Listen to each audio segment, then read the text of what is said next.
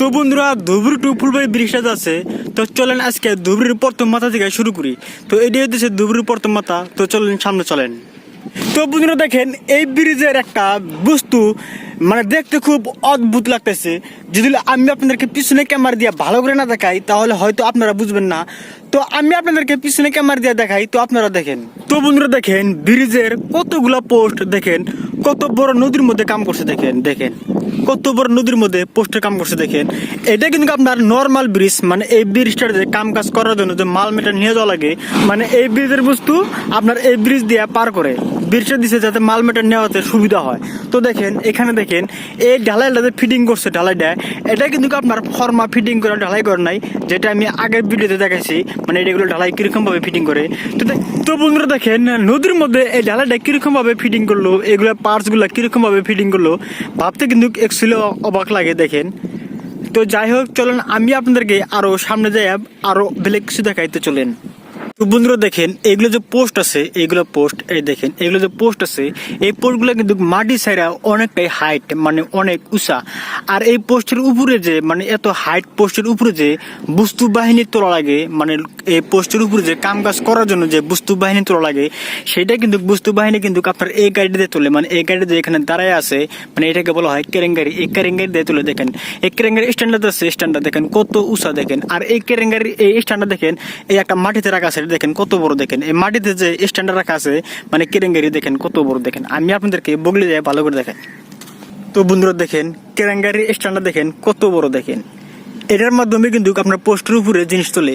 এটা হয়তো কোনো প্রবলেম হয়েছে যার জন্য নিচে ফালা রাখছে, মানে কোনো একটা কাম করবো হয়তো ঝালাই করতে পারে, ঝালাই করার জন্য মনে হয় নিচে নামাচ্ছে, আমার আইডিয়া আর কি। তো যাই হোক চলেন আমি আপনাদেরকে আরো বেলেগ কিছু দেখাইতে চলেন। তো বন্ধুরা দেখেন ধুবড়ির মাথা থেকে মানে ধুবড়ি 1 নাম্বার পোস্টের থেকে এটা হচ্ছে আপনার 67 নাম্বার পোস্ট, মানে 67 নাম্বার পোস্ট। তো 67 নাম্বার পোস্ট পর্যন্ত কিন্তু মোটামুটি ভালো একটা কাম করছে। তো দেখেন 68 নাম্বার থেকে এখান থেকে মানে শুধু খালি খারাপ পোস্ট তুলতেছে। দেখেন এই দেখেন। তো চলেন আমি আপনাদেরকে সামনে যাই ভালো করে দেখাই। তো চলেন। তো বন্ধুরা দেখেন এই পোস্টটা আছে, এই পোস্টটা দেখেন কতগুলা পার্টস ফিটিং করছে। দেখেন এখানে যে একটা নিচে পার্টস আছে, এগুলো পার্টস কিন্তু উপরে তুলে ফিটিং করে, এগুলো কিন্তু ফর্মা ফিটিং করে ঢালাই করে না। দেখেন আরে দেখেন মানে স্যাম্পল মানে জোড়া পোস্ট, এটাকে জোড়া পোস্ট বলা হয়। এই জোড়া পোস্টের উপর দেখেন কতগুলা সিমেন্টের পার্টস গুলা ফিটিং করে মানে আপনার ফিটিং করছে আর কি। দেখেন পার্টস গুলো উপরে তুলে ফিটিং করছে। তো এই যে একটা পার্টস আছে, এই পার্টসটা কিন্তু এখন উপরে তুলে ফিটিং করবো। এগুলো যেরকম ফিটিং করছে ওইগুলো সেম টু সেম এটা এখন ফিটিং করবো। তো এখন দেখেন এটা তুলবো। তো যাই হোক চলেন আমি আপনাদেরকে আরো বেলেগ কিছু দেখাই। তো চলেন। তো এটা উপরে তোলার জন্য রেডি করে রাখছে। দেখেন এখন তুলবো না। দেখেন তো বন্ধুরা দেখেন আমি শুধু এই কয়দিন মানে আমি আপনাদেরকে দেখাইছি আপনার এটা হলো 65 নাম্বার পোস্ট, 65 নাম্বার পোস্ট, মানে 65 নাম্বার থেকে আপনার ফুলবাড়ির দিকে এই হলো আপনার ফুলবাড়ি। তো ফুলবাড়ির দিকে যাবো না, সামনে অনেক বড় নদী আছে বা অনেক বড় মানে অনেক পানি, এগুলো আমি আপনাদেরকে বলছিলাম। অ্যাকচুয়ালি এটা নদী আছিল। দেখেন এই নদীটা এখন রাস্তা বানাইছে।